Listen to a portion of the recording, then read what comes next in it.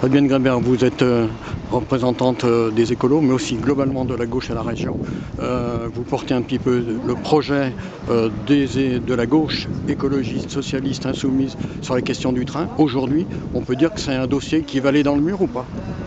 Il y a des chances, malheureusement. On a un dossier sur une feuille de route mobilité qui ne fait que d'essayer de rattraper un retard qui a déjà été pris depuis 8 ans et avec des moyens qui ne sont pas à la hauteur de l'enjeu.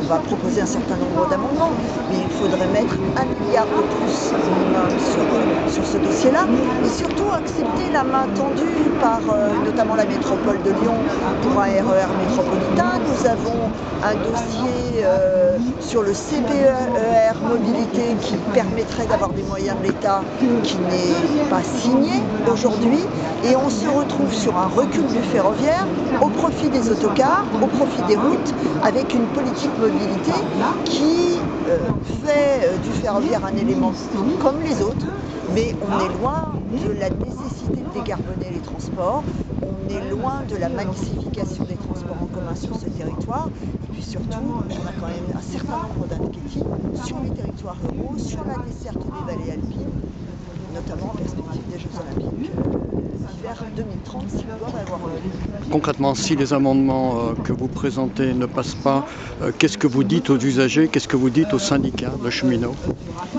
Bien, on va avoir d'autres occasions de continuer ce combat.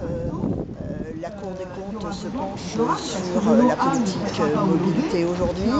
Et puis, nous devons accentuer la mobilisation partout dans les gares, Bouteille, sur la ligne Thiers-Rouen. J'étais moi-même à Grenoble il y a une dizaine de jours sur la ligne Gap-Grenoble.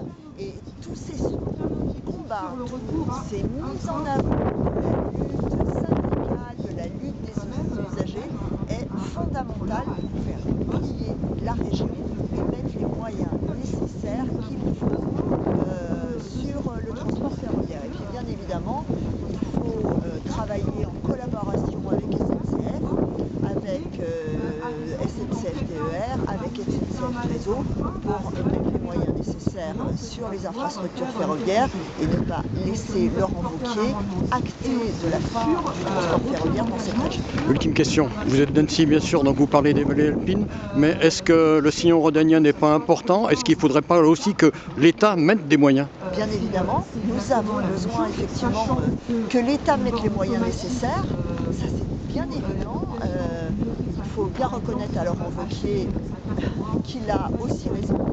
C'est aussi une responsabilité de l'État d'entretenir les infrastructures, mais en tout état de cause, nous avons besoin aussi d'un effort de la région pour maintenir les petites lignes, mettre les rames et le matériel roulant nécessaire, travailler l'intermodalité, notamment sur la question du vélo et de l'emport dans les trains, parce que si nous ne rendons pas ce service efficace, si nous avons toujours des retards sur les trains,